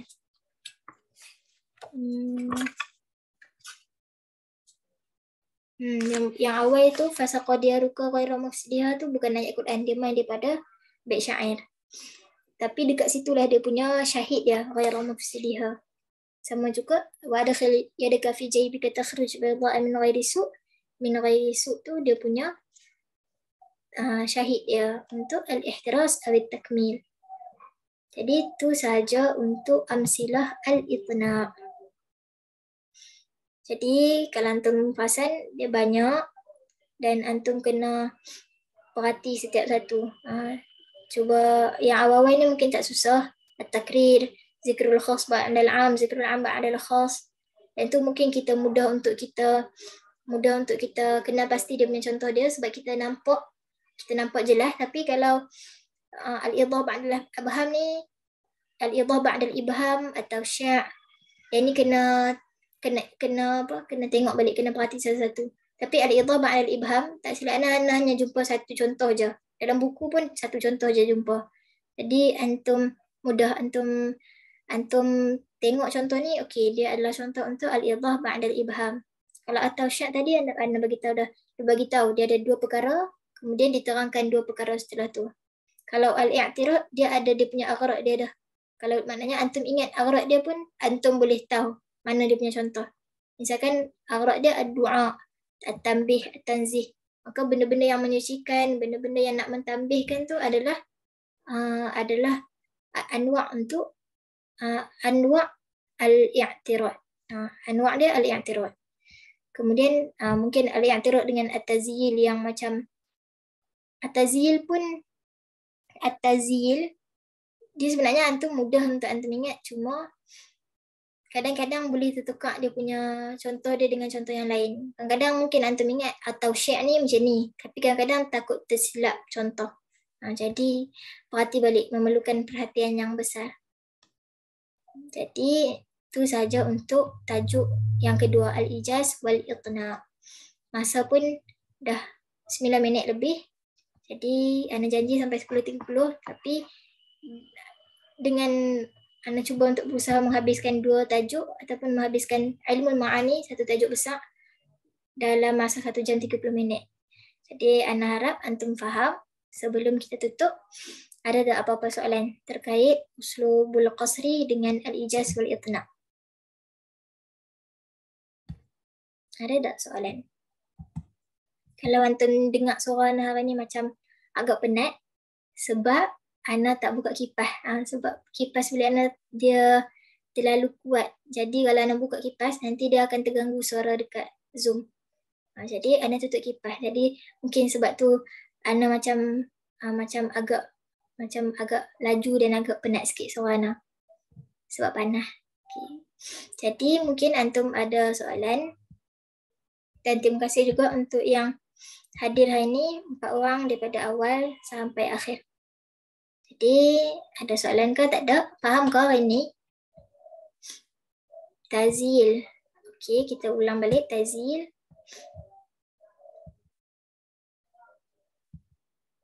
Saya nak tengok dekat atas ni ada tak maksud untuk tazyil. At-tazyil huwa ta'qibu jumlah bi jumlah akhar mustaqillah tashmilu ala ma'naha ta'kidan laha. Okey, sebab dia ada tazyil, dia ada 2 darab. Darab lam yukhrij mukhraj al-mithal, daraba jara majra al-mithal. Dia ada 2 darab. Okey, kita tengok pula contoh dia. At-tazil. At-tazil adalah mudah dia adalah dua ayat yang mana ayat yang kedua tu menerangkan semula ayat yang pertama. Contoh dia, Ana bagi contoh yang waqul ja'al haq tu. Waqul ja'al haq wa zahaqal batil. Innal batila kana zahuqa. Waqul ja'al haq dan katakanlah. Waqul ja'al haq dan katakanlah kebenaran tu akan datang, dan bila mana kebenaran tu datang maka tersingkaplah yang batil. Sesungguhnya innal batila kana zahuqa. Sesungguhnya yang batil tu akan hilang, akan tak ada. Maka kalau antum perasan waqul ja'al haq wa zahaqal batil, dia bagi tahu dah al-batil tu dekat ayat yang pertama, waqul ja'al haq wa zahaqal batil. Tapi dia ulang balik innal batila kana zahuqa. Sama juga kalau antum tengok yang ayat atas tu, dzalika jazainahum bima kafaru wa hal nujazi illa al-kafur. Ada dia awal dia tu dzalika jazainahum bima kafaru. Allah tak akan mengganjarkan apa-apa ke atas orang kafir. Wa hal nujazi illa al-kafur. Dan tahukah kamu sesungguhnya ganjaran depa tu adalah kekufuran depa. Jadi seolah-olah ayat yang kedua tu menerangkan balik ayat yang pertama. Contoh tadi kan, contoh yang ayat kedua. Waqul ja'al haq wa zahaqal batil, innal batila kana zahuqa. Apa dia punya tujuan dia, aghrad dia, ahdaf dia. Tujuan dia ta'kidal lima fahama mimma qablahu. Untuk nak menguatkan apa yang dah faham dah sebelum dia, apa yang dah faham sebelum dia. Jadi awal tu kita dah faham dah. Waqul ja'al haq wa zahaqal batil. Tapi setelah tu ditakkidkan lagi, ditakkidkan lagi, dikuatkan lagi. Sesungguhnya yang batil tu akan tetap hilang, akan tetap tersingkap. Jadi macam tu untuk at-tazil. Okey, faham tak?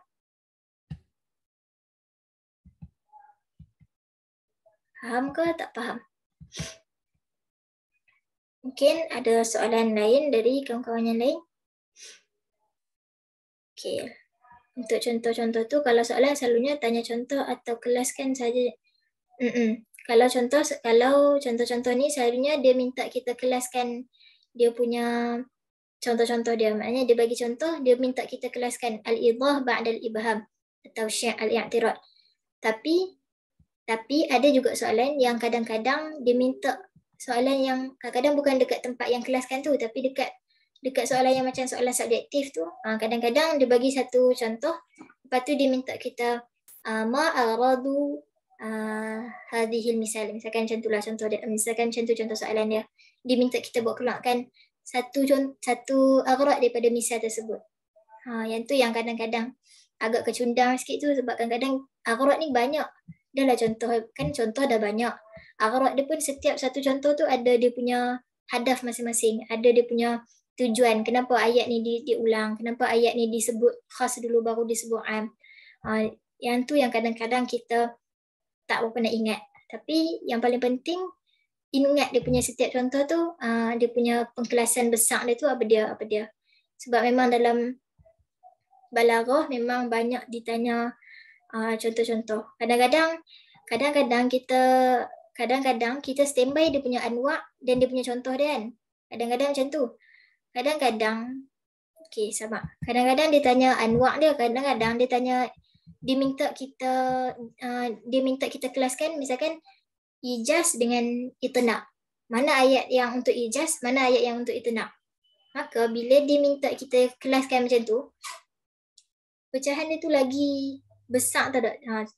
Kita punya maklumat tu kena lagi luas. Kita kena ingat balik apa contoh untuk ijaz. Contoh ulaika lahumul amnu ala lahul khalqu wal amr khudhil afwa wa'mur bil 'urfi yadullahi ma'al jama'ah. Yang tu semua contoh untuk al-ijaz. Kalau untuk al-itna', contoh-contoh dia had ni pula. Jadi kadang-kadang dia minta kita dia tanya soalan tu kadang-kadang yang khusus sangat, kadang-kadang yang umum sangat. Jadi sebab tu kita kena tahu contoh-contoh dia tu. Jadi kena beza, kena tengok setiap satu. Baru antum boleh jawab soalan dengan baik. Sebab itulah Ana sangat tekankan untuk balaghah contoh. Sebab apa? Sebab dalam exam memang banyak soalan contoh. Dia minta kita kelaskan macam tu. Sebab itulah memerlukan perhatian kepada contoh-contoh tersebut. Adapun yang detail-detail tu tetap kena ambil perhatian. Kalau kita tak hafal sekalipun, at least kita faham.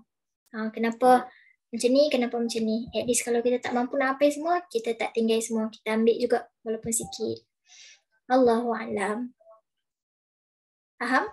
Jadi lebih kurang macam itulah soalan untuk balaghah. Balaghah ni dia menarik, dia seronok bila belajar.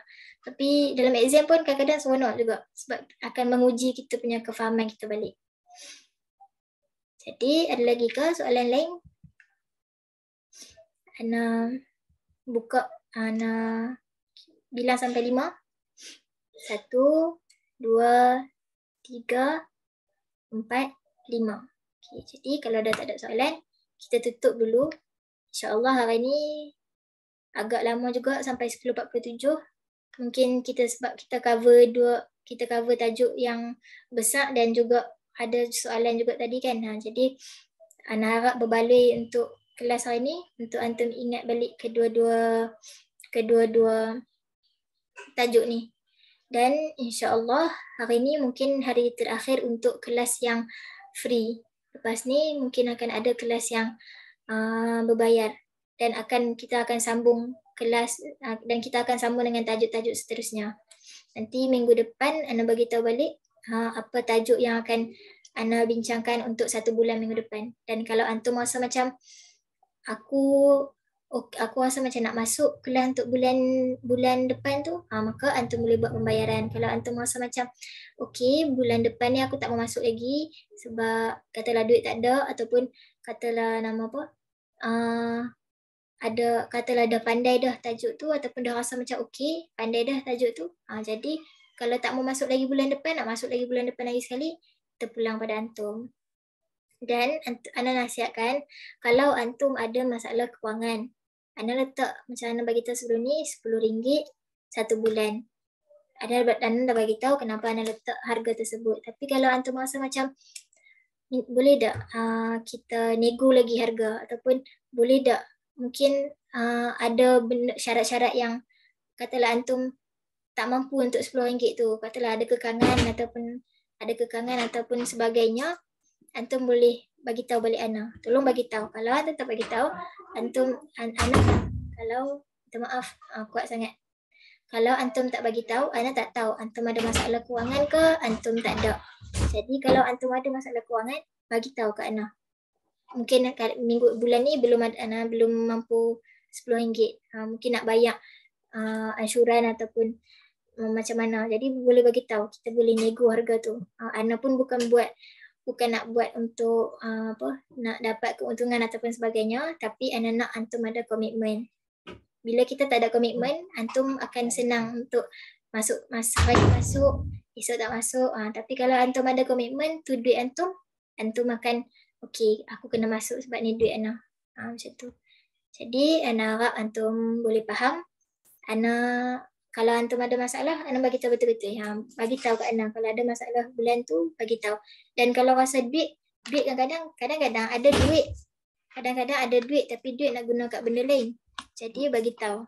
Ana ada duit tapi ada komitmen lain yang Ana kena bayar. Jadi macam mana? Boleh tak kalau nak minta macam ni ke macam ni? Jadi boleh bagi tahu kat Ana. Jadi kita tutup dulu kelas hari ni. Ana minta maaf, Ana dah ambil masa antum dalam lebih kurang 5, 10, 15, dalam lebih kurang nak dekat 25 minit, nak hampir 30 minit masa yang Ana ambil. Jadi Ana harap antum halalkan. Kemudian kita tutup pertemuan kita malam ni dengan tasbih kafarah dan suratul As. Subhanakallahumma wa bihamdika asyhadu an la ilaha illa anta astaghfiruka wa atubu ilaik. Bismillahirrahmanirrahim. Wal 'asri innal insana lafi khusr illa alladhina amanu wa 'amilus solihati wa tawassaw bil haqqi wa tawassaw bis sabr. Syukran untuk hari ni. Jazakumullahu khairan jaza. Selamat berehat. Assalamualaikum warahmatullahi wabarakatuh.